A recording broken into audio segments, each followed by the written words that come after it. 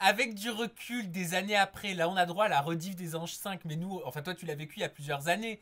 Euh, Est-ce que t'as pas des petites anecdotes, des petites choses croustillantes que tu peux dire maintenant que de l'eau a coulé sous les ponts?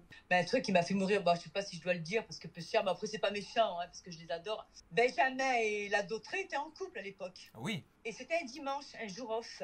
Et moi, j'ai une petite qui m'appelle de mon entourage, donc qui était en France, que je connais, et qui était hyper fan de. Je crois qu'elle était très très fan d'Aurélie. Et elle rêvait d'entendre Aurélie au téléphone. Et là, c'était un moyen, c'était le bon moment pour que je puisse, voilà, passer mon téléphone à Aurélie et lui dire, voilà, dis-lui deux petits mots à la gamine. Et tu vas lui refaire sa vie, quoi. Tu vas lui égayer sa journée. Et donc, je tape à la chambre, à la porte de la chambre, parce que bon, il y avait des couples qui étaient sortis, il y avait des candidats qui étaient à la villa, il y en avait d'autres qui étaient allés en ville. Enfin bref, on était en jour off. Et puis il y avait, je tape à la porte et puis je rentre en fait. Je n'attends pas qu'on me dise entrer.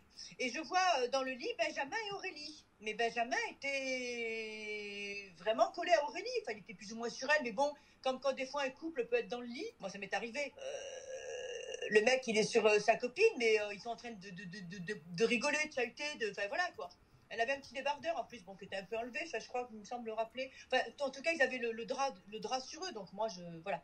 Je m'assois au bord du lit et ils ricanaient les deux, mais ils ricanaient, mais c'était plus du ricanement, c'était la Dautrée, elle pleurait de rire, quoi. Elle en pouvait plus, la Dautrée, c'était Benjamin pareil. Je comprenais pas. Et je dis à la Dautrée, parle à la petite que je connais, passe-lui un petit bonjour avec le téléphone, s'il te plaît. Et arrêtez de rigoler comme des abrutis, là, les deux. Aurélie, tant bien que mal, la pauvre, tant bien que mal, elle prend le téléphone, elle était saccadée de fou rire. Elle prend quand même le téléphone en disant deux, trois petits mots à la gamine en question, qui s'appelait Manon à l'époque, enfin, qui s'appelle toujours Manon. Et puis je m'en vais. Et j'ai appris 3 jours après qu'en fait, ils étaient, je suis rentrée au moment où quand j'ai tapé, ils ont juste eu le temps de rabattre le drap. Et en fait, ils étaient, Ah, voilà. d'accord. Et je leur ai pas laissé le choix, les pauvres gamins. C'est que je me suis assise direct sur le bord du lit. Ils se sont retrouvés. Et c'est pour ça qu'ils rigolaient. Ils savaient plus ici. Ils ont sûrement pas voulu me mettre mal à l'aise, moi, en me disant. Alors, et c'est 3 jours après que les pauvres. Et moi, je suis rentrée comme ça. Toi t'étais assis sur le bord du lit et d'autres Bah étaient oui, assis moi, sur je autre leur chose. parlais. Mais moi, je leur parlais, alors que je me demande, mais, à mon avis, ça a dû le faire, le pauvre Benjamin. Mais voilà, ils étaient les pauvres. Et moi, je n'aurais pas laissé le choix parce que je suis rentrée. J'ai tapé, je suis rentrée dans la chambre. Et en plus, j'étais en train de les engueuler parce qu'ils rigolaient comme deux abrutis, là. Par rapport aux anges, par rapport à toutes les émissions auxquelles tu as participé, comment t'expliques le fait qu'il y ait autant de séquences qui tournent de toi, de clash? Comment ça se fait que tu es devenu autant mythique? Bah, c'est mes clashs. Je pense que je suis devenue autant mythique. C'est mes clashs, c'est mes coups de gueule. Et puis bon, j'ai un côté assez nature peinture. Je suis un petit peu brute de décoffrage. Hein. Je suis pas trop.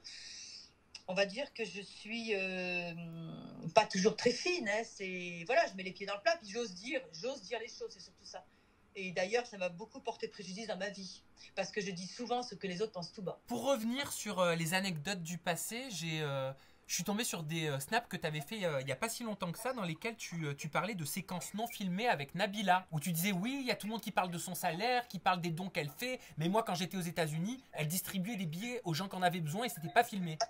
Bah, il y a eu un jour, on partait en séquence, effectivement. Il y avait les filles, il y avait Amélie, il y avait les deux crevettes. Je crois qu'on était dans la voiture. Nabila, il y avait Nabila, les crevettes, Amélie et moi. Il me semble bien, il me semble me rappeler. Et on partait, bon, ils étaient en train de rigoler, on n'était pas filmés, on allait sur la séquence. Elle mettait la musique à fond. Et puis moi, j'étais assise, je crois, côté passager devant. Et j'ai vu au feu rouge un couple d'Américains, des jeunes qui avaient même pas une trentaine d'années, très très pauvres. Hein. Et la fille pleurait. Et je me rappelle, ils avaient des sacs en plastique, enfin vraiment des pauvres qui vivaient dans la rue. Hein. Et son mec, lui touchait le dos.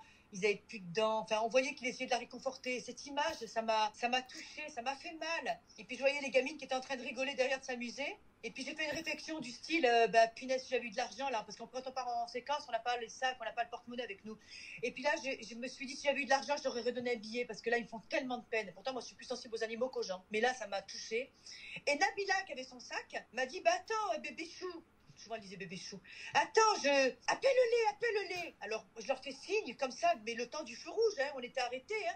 Et vite, elle s'est mise à distribuer des billets. Je me rappelle des billets de 1 $, 5 $.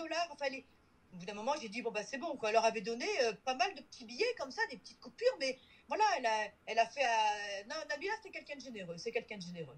Pourquoi t'as décidé de prendre la parole par rapport à Nabila? Qu'est-ce qui t'a saoulé? Bah, parce que les gens ils nous connaissent pas en fait.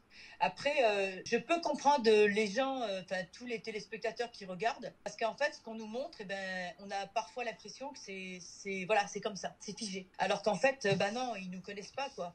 Ils connaissent pas l'envers du décor.